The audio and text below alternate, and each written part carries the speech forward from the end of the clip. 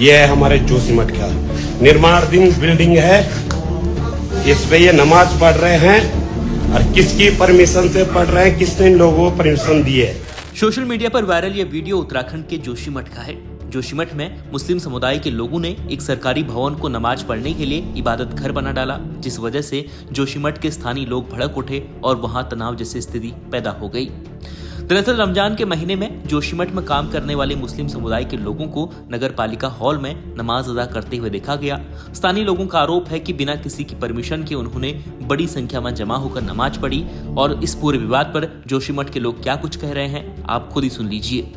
ये पूरी जिम्मेदारी प्रशासन की है। जिस प्रकार से कहा जा रहा है कि पहले भी नमाज पढ़ी जा रही थी, पर अब जहां पे नमाज पढ़ी गई है वो एक खेल का कमरा है और नगर पालिका ने उसे खेल विभाग को दे दिया है।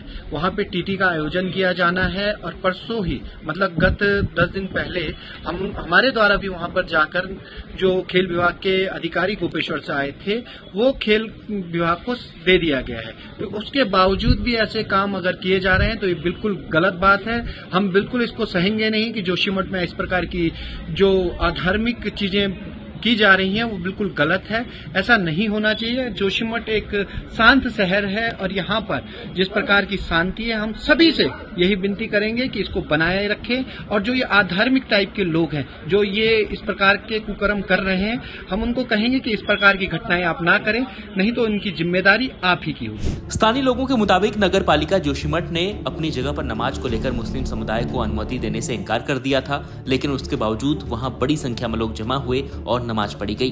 जी, जिस तरीके से यहाँ पे जो नमाज पढ़ने की बात कही गई है और जो नमाज कल यहाँ पर पढ़ी गई है, तो जो अभी तक हमारे भी संज्ञान में आया है कि उसके लिए पूर्ण रूप से नगर पालिका द्वारा उस समाज को बता दिया गया था कि यहाँ पर नमाज पढ़ने का कार्य नहीं होना है और वहाँ पर टेबल टेनिस सेंटर खोलने की जो बात थी उसको प्रस्तावित किया गया और वहाँ टेबल टेनिस सेंटर खुलना है। लेकिन फिर भी उसके पश्चात भी पालिका प्रशासन द्वारा बताया गया कि बिना अनुमति के ये नमाज कल पढ़ी गई है और यहाँ किसी से भी अनुमति नहीं ली गई है। तो यदि इस तरह के बिना अनुमति के इस तरह के कार्य किए जा रहे हैं तो उसका हम लोग भी विरोध करते हैं कि कोई भी कार्य अगर करना है तो सरकारी संस्तुति के साथ करना चाहिए और ये बिल्कुल गलत हुआ है। भविष्य के लिए भी ये चीजें गलत है कि बिना अनुमति के सरकारी भवन पे नमाज यहाँ पर पढ़ी गई, तो वो बहुत ही अनुचित है। इस पे सभी को संज्ञान लेना चाहिए और आगे की एक व्यवस्थित जो व्यवस्था है वो बनानी चाहिए ताकि किसी भी तरह का कोई सांप्रदायिक दंगा या इस तरह की कोई स्थिति उत्पन्न ना हो। जोशीमठ में इस विवाद के बाद नगर पालिका के अधिकारियों ने कहा कि नमाज के लिए किसी को भी लिखित तौर पर अनुमति नहीं दी गई थी, लेकिन नगर पालिका अध्यक्ष ने माना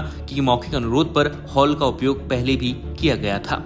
हमारे संज्ञान में आया हुआ है जो यहाँ के कुछ लोकल लोग थे, उनका ये कहना था कि जो नगर पालिका के स्वामित्व की एक बिल्डिंग है उसमें कुछ धर्म के लोग जो नमाज पढ़ रहे थे, तो जैसे ये मामला हमारे संज्ञान में आया तो दोनों पक्षों को हमारे द्वारा बुलाया गया है और उसमें एक दोनों पक्षों को समझाया गया है। उसका एक समाधान का हम प्रयास कर रहे हैं कि किसी भी तरीके से कोई अव्यवस्था वाली स्थिति न बने और यहाँ पे सांप्रदायिक सौहार्द बना रहे, उसके लिए हम हर समय प्रयास कर रहे हैं। फिलहाल प्रशासन पूरे मामले पर नजर बनाए हुए है और इलाके में शांति व्यवस्था कायम रखने के प्रयास किए जा रहे हैं।